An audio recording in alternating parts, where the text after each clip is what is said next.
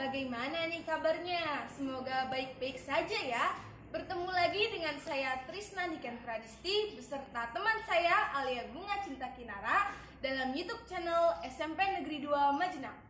Pasca berakhirnya penilaian akhir semester dan asesmen akhir semester 1, SMP Negeri 2 Majenang dengan resmi mengadakan kegiatan kelas meeting.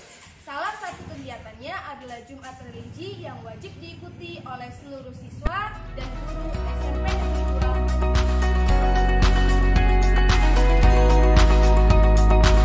Kegiatan ini diawali dengan sholat duha berjamaah yang diimami oleh Bapak Badrul SAG.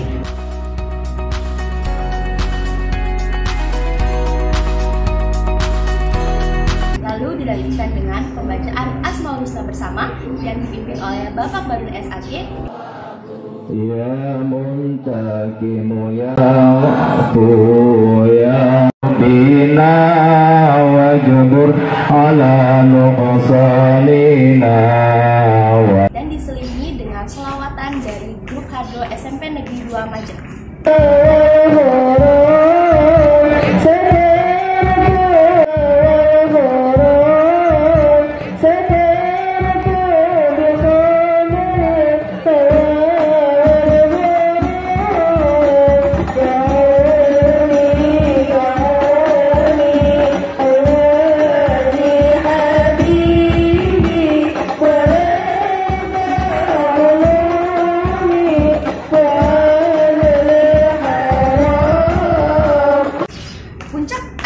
Berada pada Maulido Hasanah oleh Bapak Warsono SPD. Berikut selengkapnya.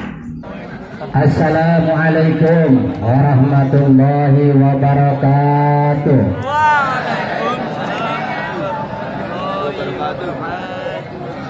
Menjawab salamnya belum betul dan belum kompak. Yang betul waalaikumsalam warahmatullahi wabarakatuh ya. Waalaikumsalam, waalaikumsalam bukan.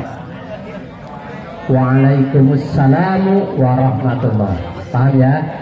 Assalamualaikum warahmatullahi wabarakatuh.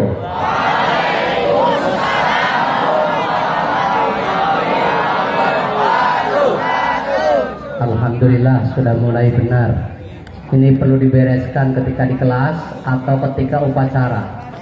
Jadi bukan waalaikumsalam tapi waalaikumsalam warahmatullahi wabarakatuh. Itu etika bahasa Arab. Bismillahirrahmanirrahim. Itu yang lempar-lempar kertas panggil masuk ke BK. Langsung berteriak tuh. Panggil ke BK. Enggak sopan, main-main kertas. Kelas 7 gitu ya? Kelas 9? Oh, kelas 8. Siapa namanya? Namanya siapa, Bu? Kalau perlu masukkan ke BK, mendengarkannya dari BK. Hamdan wa syukran lillah. Sudah. Terlalu kesenangan kalau diperhatikan itu. Udah sini aja. Wassalatu wassalamu ala mursalin wa ala alihi wa sahbihi ajma'in. Amma ba'du. Kepada Bapak Kepala Sekolah yang terhormat, kepada para dewan guru dan karyawan, baik yang di lapangan atau yang di ruangan, semoga pada kesempatan ini kita dapat ridho Allah Subhanahu wa Ta'ala dalam rangka tholabul ilmi, dan semoga amal ibadah kita diterima di sisi Allah Subhanahu wa Ta'ala. Amin. Salawat dan salam mari kita limpahkan kepada junjungan Nabi kita Muhammad sallallahu alaihi wasallam.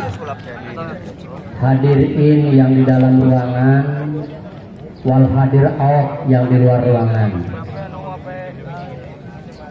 Dalam kesempatan ini saya akan menjelaskan peristiwa yang kemarin terjadi di Cianjur. Apa itu? Gempa longsor. Memang khususnya di Indonesia, bencana itu tidak kunjung berhenti. Hampir tiap tahun itu terus menerus ada. Ada tsunami Sulawesi, tidak lama dulu kejadian yang ratusan meninggal.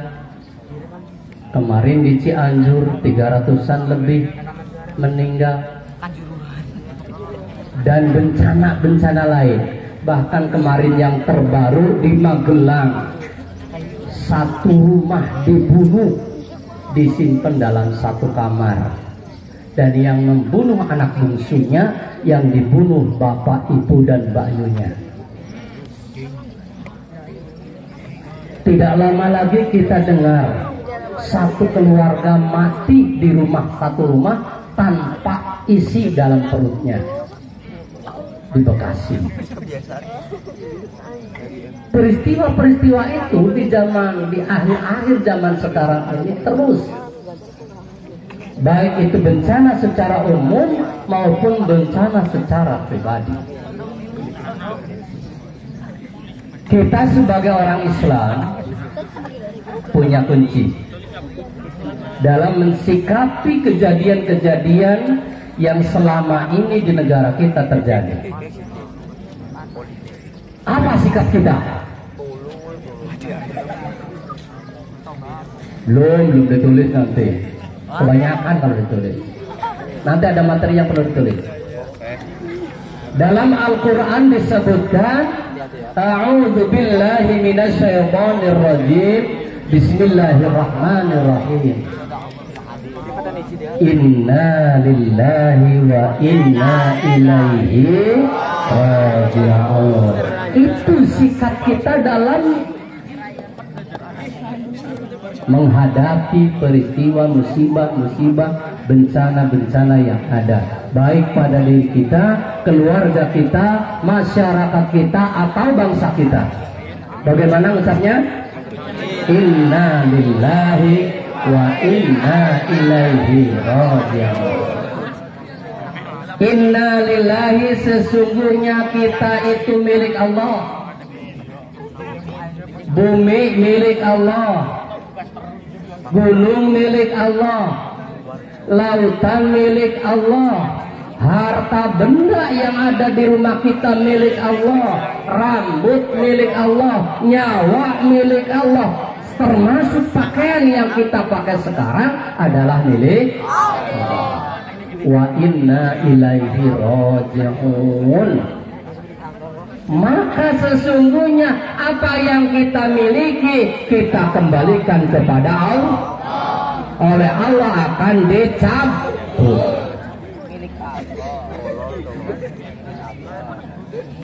Oleh Allah akan dicabut karena kehidupan dunia fana. Apa itu fana?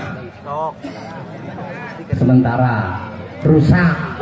Sementara apa? Tidak kekal gitu. Sekarang Pak Munjono wajahnya agak tua-tua dikit kayak gini. Kalian tahu nggak? Dulu gantengnya luar biasa.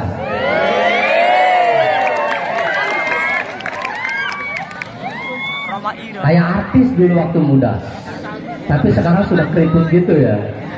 Besok kalau pensiun tambah keriput. Nggak ganteng. Tambah ganteng kata istrinya, nenek-nenek dan kakek-kakek. Itu menunjukkan bahwa kehidupan dunia tidak akan kekal. Inna lillahi wa inna ilaihi raji'un.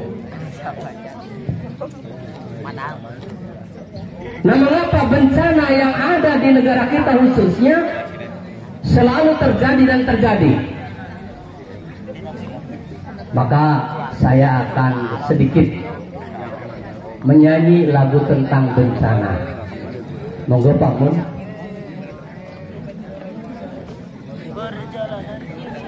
Kesini kan saya nggak hafal syairnya.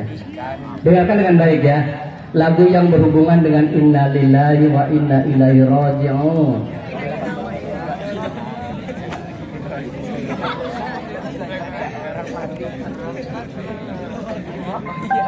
Nah, kaki dong.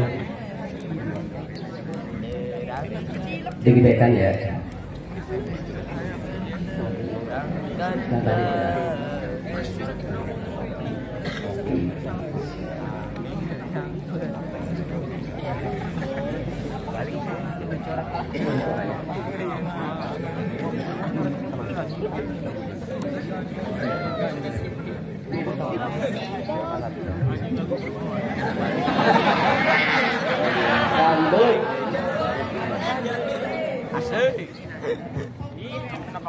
Ini yang bikin korban di sini.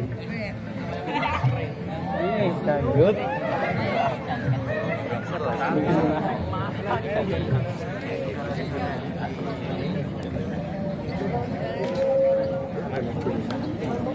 Pak Budi volumenya nggak kedengaran.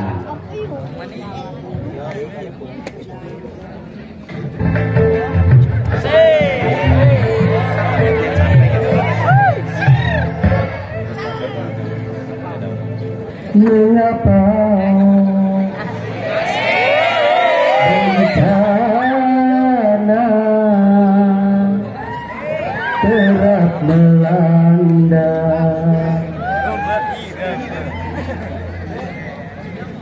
Sudahkah kita baca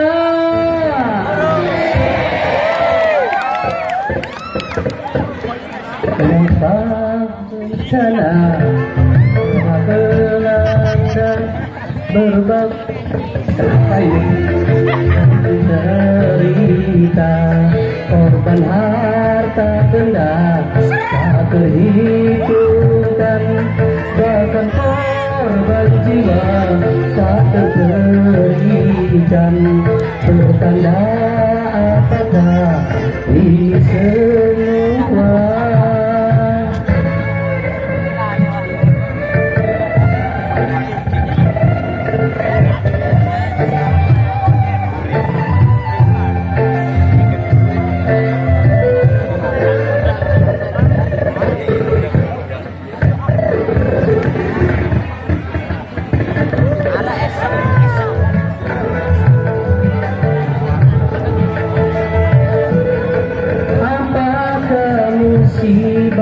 Sekedar cobaan,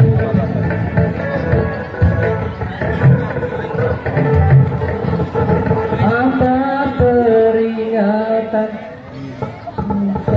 hukuman yang wajarlah.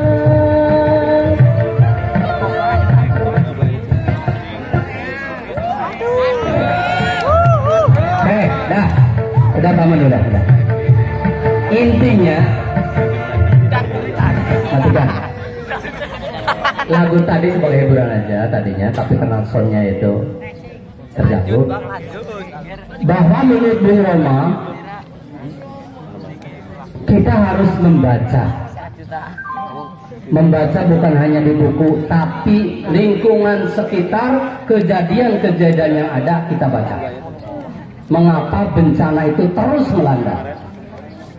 Satu, bisa karena ujian. Yang kedua, bisa karena peringatan. Catat. Bencana yang terjadi di bangsa kita khususnya, satu, bisa karena ujian. Yang kedua, bisa karena peringatan.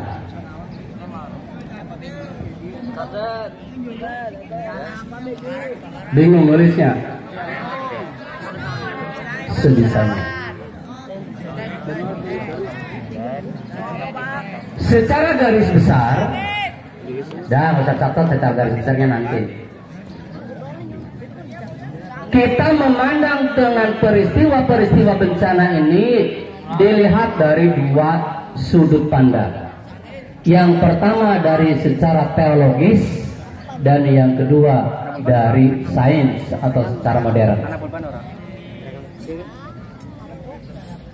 Yang pertama dari sudut pandang teologis, agama. atau keyakinan kita. Mengapa bencana terus terjadi secara agama, keyakinan kita sebagai umat muslim atau sebagai agama yang lain? Karena beberapa hal. Nah, mulai ini ditulis ringkasnya saja. Satu, bencana terjadi karena dosa mengingkari nikmat Allah. Banyak orang di sekitar kita atau mungkin bisa pada diri kita sering mengingkari kenikmatan dari Allah. Contoh di SMP 2, badan sehat, jajan banyak, tertawa bisa, lari-lari kencang. Tapi ketika dipanggil sholat azan zuhur, malas. Inna lillahi wa inna ilaihi raji'un. Yang seperti itu bisa jadi penyebab salah satu datangnya bencana. Tidak mensyukuri kenikmatan Allah. Kamu tidak boleh itu. Alat pramuka digitukan. Merah putih kalau gitu. Saya ulangi. Tidak mensyukuri nikmat Allah sama dengan mengkufuri nikmat Allah. Badan sehat, malas ibadah sholat zuhur. Badan sehat, malas sholat duha. Badan sehat, malas membawa alat mukena sehingga di belakang ada itu yang kayak gituan. Tidak sholat duha karena tidak membawa mukena, malas. Itu namanya tidak mensyukuri kenikmatan dari Allah. Di belakang, cung yang tidak bawa mukena, tidak sholat. Tidak mungkin ngaku, maling ngaku. Ada pasti. Yang halangan ya ada banyak. Yang kedua, itu penyebab musibah pertama ya, penyebab bencana. Karena banyak yang tidak mensyukuri nikmat Allah. Istilahnya banyak yang mengkufuri kenikmatan dari Allah. La in syakartum la zidannakum wa la in kafartum inna azabi lasyadid. Itu ayatnya. Yang kedua, penyebab bencana terjadi karena banyak orang yang berbuat zolim. Tahu? Zolim tahu? Berbuat zolim itu apa artinya? Melakukan yang sebenarnya bukan pada tempatnya. Kopiah dipakai pakai kaki, sepatu diletakkan di kepala, meletakkan bukan pada tempatnya, itu namanya zolim. Contoh orang zalim di masyarakat kita, khususnya kita sebagai orang Islam, harusnya waktu sholat dia lari-lari sembunyi di kelas. Zalim itu. Ya? Suruh sholat zuhur, yang lain sholat dia sembunyi di kelas, bahkan dia jajan, makan-makan di kelas. Ketika ditanyakan orang lain habis sholat, kamu sudah sholat? Sudah, Pak. Menzalimi diri sendiri. Orang seperti itu yang salah satu penyebab bencana akan datang. Minimal bencana untuk dirinya sendiri. Ada yang seperti itu? Ada. Ngaku. Acungkan tangan. Tidak mungkin maling ngaku. Tapi Allah tahu ya. Nanti kalau ada bencana di daerah kita, itu orang-orangnya penyebabnya. Inna lillahi wa inna ilaihi raji'un.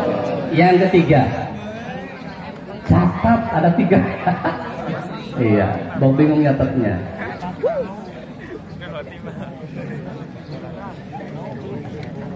Hidup mewah tapi banyak yang durhaka. Saya nggak akan baca ayatnya, banyak banget ayatnya. Orang banyak yang hidupnya mewah tapi durhaka. senang hura-hura.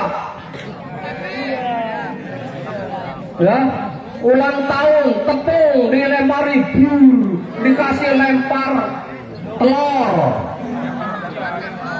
Itu kan namanya mewah yang salah. Punya telur harusnya digoreng, dimakan enak. Punya tepung harusnya untuk mendoan, untuk bakwan, untuk pisang goreng, dibuang begitu saja dengan dasar ulang tahun. Apa itu? Durhaka yang kayak gitu, nggak usah lah. Kalau memang mendoakan boleh. Tapi yang seperti itu adalah cara-cara orang kafir. Hei, kalau ulang tahun nggak usah ngaget-ngagetin kayak gitulah. Caranya yang bener aja. Doa itu paling bagus. Siapa aja yang zolim seperti itu? Kalau zolim di kota-kota, masyarakat tua banyak. Mobilnya mewah, orangnya ganteng, cantik, duitnya banyak, di rumah serba ada. Tapi kalau malam minggu dia ke diskotik, mabok-mabok.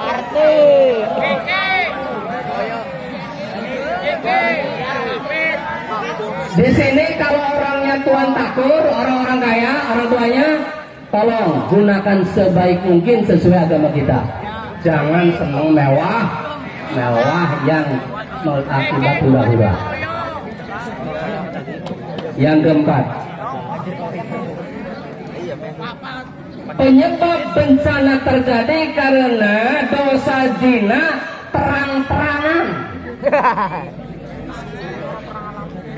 Hei anak muda, anak ABG, kamu pernah lihat nggak di taman kota? Kalau siang-siang pulang sekolah, ada motor di standar 2. Pernah lihat? Yang depan laki-laki, yang belakang perempuannya meluk kenceng banget. Pernah lihat? Anak sekolah lagi. Tidak malu sama tukang becak, tidak malu sama orang lewat, tidak malu ke para orang sekitar. Pacaran di situ, beda muhrim. Bukan suami istri, peluk-pelukan begitu kenceng di atas motor standar 2. Inna lillahi wa inna ilaihi raji'un. Kok ketawa kamu? Ayo. Kenapa ketawa?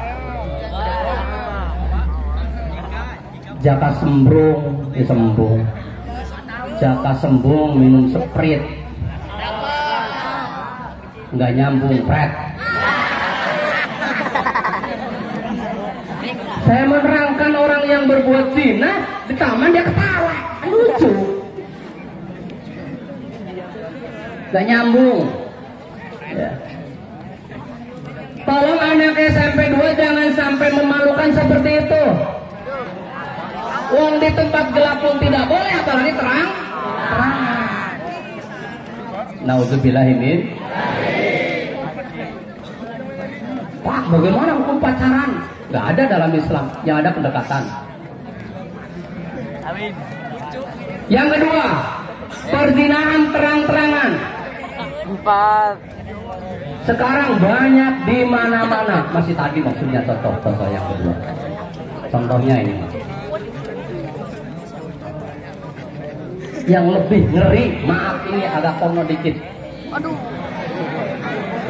Saya pernah hujan pulang dari sekolah, mandek depan toko untuk ngiuh bahasa Sundana. Ngiuh ya. Ya Allah ya Rabbi, di pojok toko itu edan men.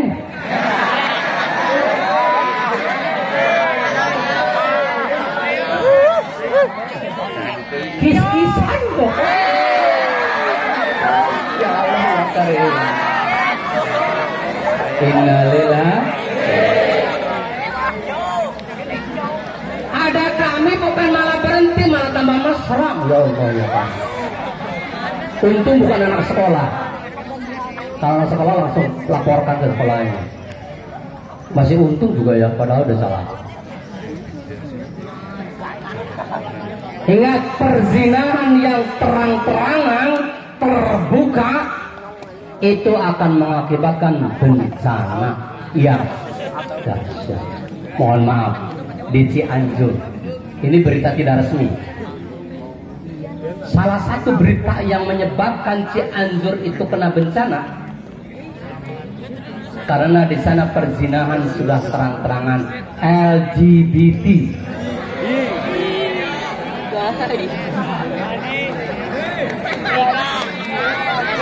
Awewe seneng ka awewe, laki seneng ka laki.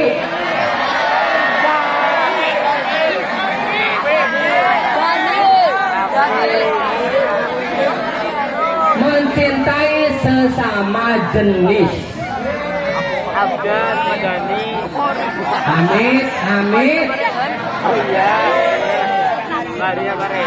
Saya dengar di sana sudah banyak yang melakukan itu. Ini ingat kepada kisah Nabi dulu. Satu kota, satu kampung azab semua. Katanya salah satu penyebab di sana karena LGBT terang-terangan di sana. Perempuan senang para perempuan, laki-laki sama senang laki-laki. Makanya di sini kalau ada perempuan berdua kok akrab banget, hati-hati itu. LGBT itu hati-hati. Laki-laki juga ya. Kalau laki-laki berdua di kelas gitu, ngobrolnya lain kayaknya. Perlu diwaspadai. Nauzubillahimin. Zina terang-terangan mengakibatkan bencana. Yang kelima,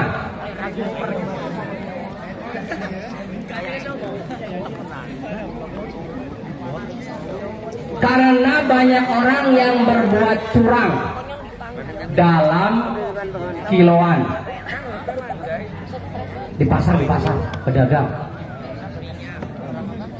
Ada yang ditambahi pakai besi, pakai magnet di bawahnya, ada yang pakai paku dan lain-lain. Kiloan yang curang seperti itu banyak terjadi di pedagang-pedagang yang membutuhkan alat itu karena demi uang. Hasil besar tapi haram. Besok kalau kamu jadi para ekonom pedagang di rumah, di pasar atau di mana saja, tolong urusan perkiloan jangan sampai dimainin dengan cara yang dilarang oleh agama. Sesuai aja kok kiloan yang ada. Itu nanti dapat bencana. Bencananya bukan hanya pada dia. Bencananya bisa menimpa pada orang yang salah dan bisa menimpa pada orang yang tidak bersalah. Maka sering muncul pertanyaan, kenapa orang yang berdosa itu yang kena azab kepada orang yang tidak berdosa? Contoh tsunami, maaf di Aceh dulu atau di Cianjur. Mungkin yang LGBT ada, yang soleh ada, yang alim ada, ulama ada, tapi kenapa mati semua? Baik yang baik atau yang ulama, yang alim, kenapa ikut mati? Makanya tadi ketika di awal saya mengatakan bisa ujian, bisa peringatan. Ingat-ingat ya, namanya bencana bisa ujian, bisa peringatan. Kalau ujian itu bagi orang yang beriman, ya dia orang alim, suami istri tidak berbuat zina, selalu baik dalam kesehariannya, tapi kena longsor juga, dia tertimbun tanah. Itu adalah ujian bagi keluarganya. Sejauh mana keimanan dia? Apakah dia akan tetap sabar atau akan putus asa? Kalau dia sabar, lulus masuk surga. Kalau putus asa, imannya hancur, kalah gara-gara bencana tadi, gara-gara musibah. Gitu ya. Jadi bencana bisa berupa ujian, bisa berupa peringatan. Ujian bagi orang yang beriman. Ibaratnya begini, kalau orang bertani ke sawah mau apa? Cangkul ya, cangkul ya, cangkul, pakai cangkul, panas-panas, airnya gatel, tenaga dikuras, panas sepol, Makan di galengan sama sambal enak banget. Hanya membayangkan pelaksanaannya panas banget buru-buru. Nah, untuk apa dia berkorban? Mau nyangkul, mau panas-panasan, mau gatel-gatelan, tenaga dikuras habis. Nanti setelah ditanam padi, panen padi luar biasa. Bisa pakai makan, bisa dijual untuk biaya hidup, orang lain bisa makan, dan semua orang-orang gara-gara padi itu akan mengakibatkan kebahagiaan. Maksudnya apa? Orang beriman kalau ditimpa musibah berupa ujian, kalau lulus dia akan mendapatkan kenikmatan yang luar biasa, kebahagiaan yang luar biasa. Berikut yaitu nomor 6. Tadi nomor 5 apa ya?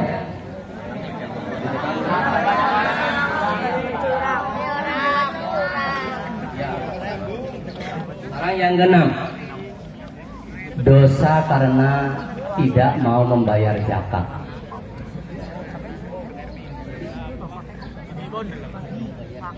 Kalau ada orang Islam mampu zakat, tapi dia tidak mau membayar zakat, maka tunggu bencana akan datang. Tahu zakat enggak? Memberikan harta kekayaan kita untuk kepentingan orang miskin, untuk kepentingan yang membutuhkan. Kalau orang miskin dibiarkan, tidak kita bantu, dia mati kelaparan seperti di mana itu tadi? Bekasi?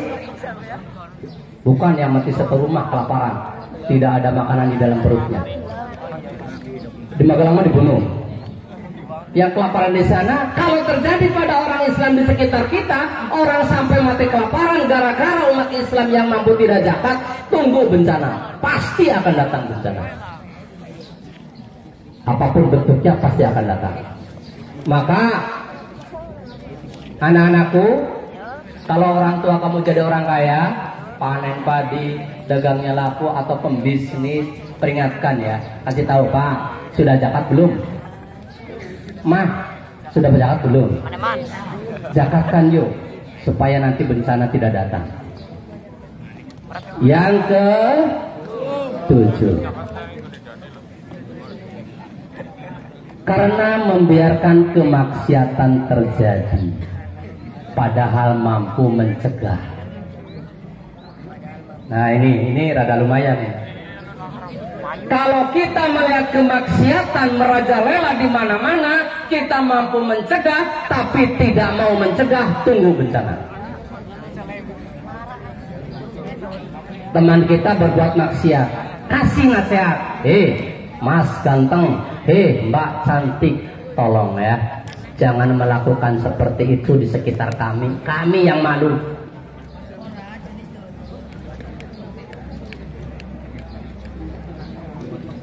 Ini rada berisiko ini. Mencegah perbuatan maksiat rada berisiko. Marra'a minkum mungkaran falyughayyirhu.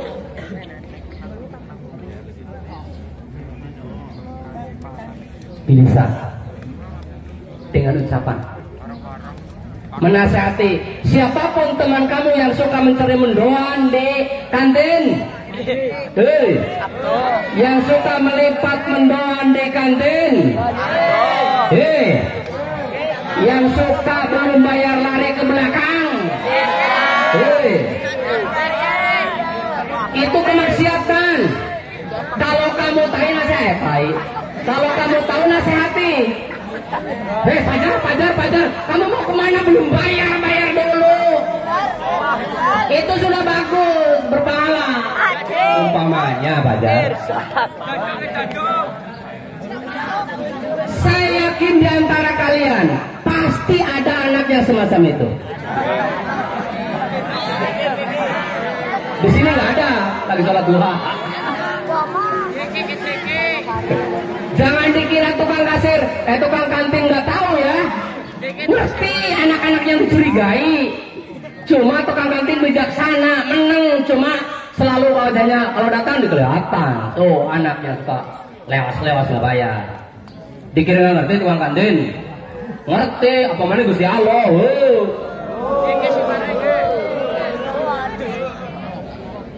Secara umum tukang kantin tahu anak-anak yang tidak jujur. Bahkan tidak bayar minta jujur. Yo siapa? Cung, aku. Paling aku. Bertobat ya. Bertobat tidak bakalan jadi kaya mencuri mendoan enggak. Tidak bakalan sugih gara-gara mencuri mendoan di kantin. Di sini enggak ada, di sana yang ada. Di sana ini. Tobat ge. Sekali lagi kalau kita lihat teman seperti itu segera nasihati. Itu kemungkaran ya. Ya. Kalau ada orang pacaran pulang sore, orangnya sudah pulang dia belum pulang, berdua laki-laki sama perempuan, langsung nasihati. Lu pulang lu, jangan di sini ternyata kamu bawa pacaran. Apa ada? Ada. Di sini nggak ada. Ada bang. Oke bang. Saya kemarin pulang jam 4. Kemarin hujan gede. Lewat sini ada duduk berdua tuh di belakang sini, laki-laki perempuan. Yo, siapa kemarin yang saya nasihati ya? Alasannya lagi nunggu orang. Kenapa laki-laki perempuan berdua? Nah itu. Bang ajaib kabar. Udah pulang sore.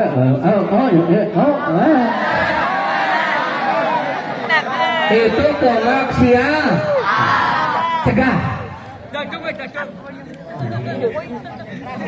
Oh ya mau itu.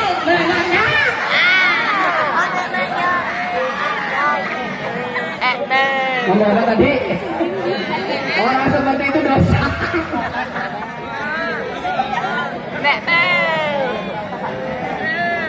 Nah, mau nyo.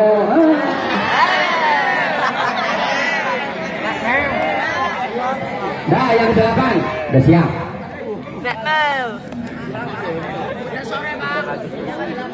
3 menit lagi kata Pamu.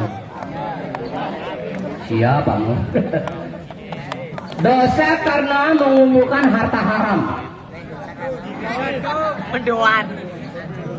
Dosa dikarenakan mengumpulkan harta haram akan mengakibatkan bencana.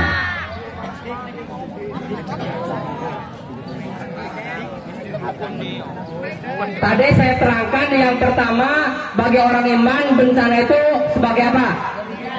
Sebagai ujian. Tetapi bagi orang kafir adalah peringatan.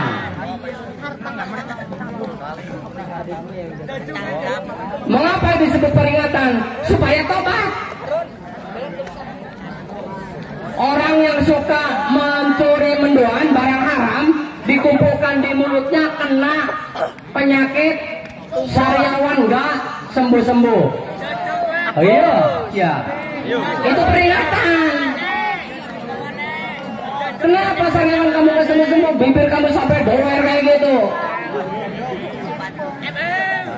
Bisa saja dikarenakan sering makan mendoan, minyaknya tertumpah di sini yang haram-haram, dia akhirnya menjadi penyakit. Innalillahi wa inna ilaihi raji'un. Atau mungkin perutnya tiba-tiba sakit, makan kenyang kok sakit, ternyata yang mengenyangkan perutnya, isi perutnya barang-barang haram. Nauzubillahi min bencana bagi dia, bencana bagi tukang kantin, rugi. Atau mungkin bencana di sekitar alam kita. Itu 8 saja ya, 3 menit sudah habis nih. Alhamdulillah, bagaimana kita mensikapi yang kena bencana? Jangan acuh, jangan cuek. Kita harus membantu kepada mereka yang membutuhkan. Walaupun penyebabnya tadi, tetap kita harus bantu. Cung yang kemarin bantu bencana Cianjur. Pasti ngaku yang kebaikan kok. Insya Allah mendapat ridho Allah, pahalanya berlipat. Amin ya Rabbal. Yang tidak ngasih ya innalillahi lah. Kabangetan, pelit, medit, korek, buntut gasir. jajan masa poe 5.000, infak masa udah bantu orang musibah berat. Nauzubillah imin. Jam berapa bangun? Cukup ya? Sudah dicatat belum? Yang tidak lengkap nyontoh sama yang lengkap. Gak apa-apa nyontek, gak apa-apa. Kasih nama, kasih kelas. Jangan tanpa nama, nanti guru agamanya bingung. Kumpulkan ke ketua kelas kumpulkan, kemudian dikirim ke guru agama masing-masing. Alhamdulillahirabbil alamin. Subhanaka Allahumma wa bihamdika asyhadu an la ilaha illa anta astaghfiruka wa atubu ilaik. Wassalamu alaikum warahmatullahi wabarakatuh.